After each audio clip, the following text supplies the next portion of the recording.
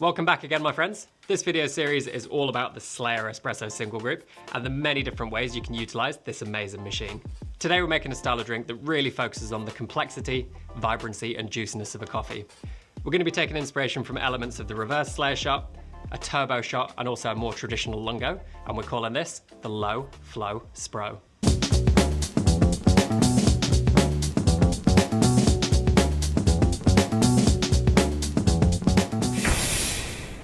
So far in this video series, the espresso style shots have been fairly high intensity and had fairly thick, luxurious textures. But the Low Flow Spro is designed to be a bit more mellow, leaving a little bit more space for the subtleties of a coffee to really shine through in what can be a very juicy cup, particularly if you use a lighter roast coffee. We're not going to go for as long of a yield as we saw in the last episode, the Slaleor Spro over, but at a ratio of 1:3 dose to yield, I find this is a really nice starting point for the Low Flow Spro and a bit more of an approachable way to drink espresso for anyone looking for a lighter texture and a slightly lower intensity.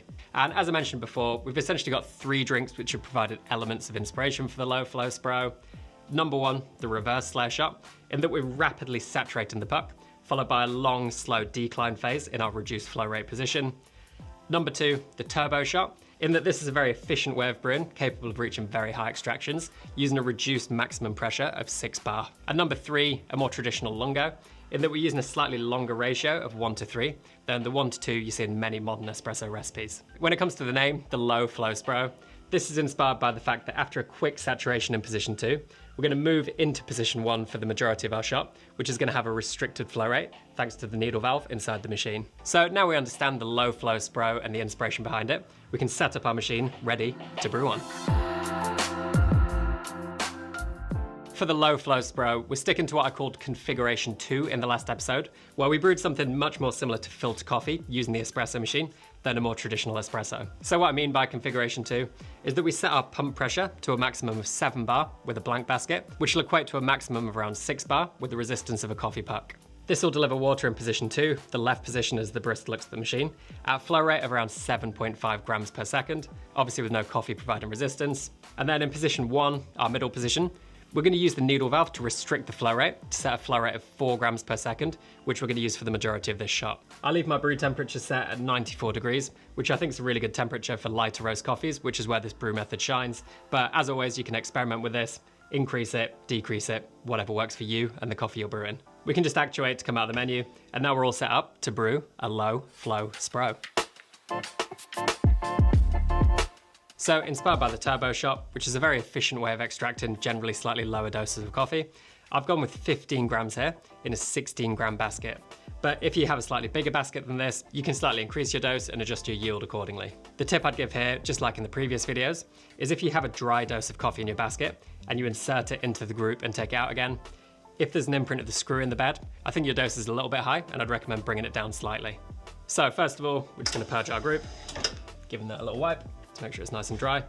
And then the first part of the extraction is going to be a very quick saturation, inspired by the reverse Slaleor shot. So we're going to go into our full brew position, position 2, until we see the puck is fully saturated, then back down into position 1, our restricted flow rate, for the rest of the extraction. So now, I'm going to go in, tear our scales, and we can start brewing our Low Flow Spro.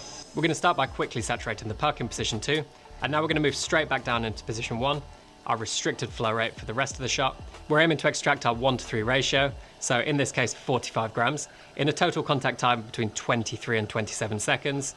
And I find this gives a really nice balance of a juicy but full texture, great clarity, and a very efficient extraction. So now we're approaching our target yield of 45 grams. We're just going to stop the shot, and that extracted in just shy of 25 seconds. That sits really nicely in my target range of somewhere between 23 and 27 seconds. Obviously you can go beyond this. If you go any quicker, I find it brings down the body slightly, which some people really enjoy. Any slower and you get a little bit more texture in the cup. These shots don't look great either coming out of the machine or in the cup when you compare them to something like a Slaleor shot or a reverse Slaleor shot, which looks really gooey, thick and syrupy. These are much lighter, much more juicy, and they don't have a ton of crema, but don't count them out for that. What they lack in looks, they more than make up for in clarity and juiciness. And it's just another really nice expression of a coffee, which is quite different to a Slaleor shot, a reverse Slaleor shot, or a 15-15-15. So giving this one a taste. Cheers, everybody. That's really good. It's juicy, vibrant, got lots of red fruit coming through. This is the same red honey geisha from Costa Rica that I used in the previous video. Obviously it's got more intensity than the Slow Spro over, but all the flavors in here are really clear. Got lots of tropical fruit in here, pineapple, mango, some almost Earl Grey tea-like flavors coming through as well. Lots of that jammy, fruity sweetness. And it's just a completely different version again of a very delicious coffee. As always, this is very much a starting point, and we really encourage experimentation. Like I said in the first video, none of these recipes are designed to be prescriptive. They're designed to inspire you to use the machine in slightly different ways, but then it's up to you guys to fine-tune these and get exactly the results you're looking for, taking into account all the variables which you've got control over. So some slightly different versions of this I've used have been extracting the entire shot in position 2 in our full flow rate, which is a little bit more like a traditional turbo shot. You can change things like your grind size to get a slightly longer or shorter total contact time. You can change the brew temperature. You can change your recipe, so your dose and yield, which come together to give your ratio. A little bit longer is going to be lighter and juicier again. A little bit shorter will get you a little bit closer to a more traditional texture, but all of these things are completely up to you. Work out what works for you and enjoy your low flow Spros. So if you enjoyed this, make sure you subscribe to the channel here so you don't miss any future content. And I'll put a couple of playlists on screen here. This one, which is the Espresso single group series, where we're using this machine in many different ways. And also this one, which is the Slayer Steam single playlist, which is a bit of an introduction to this machine and what it's all about. So I really hope you enjoy the next video.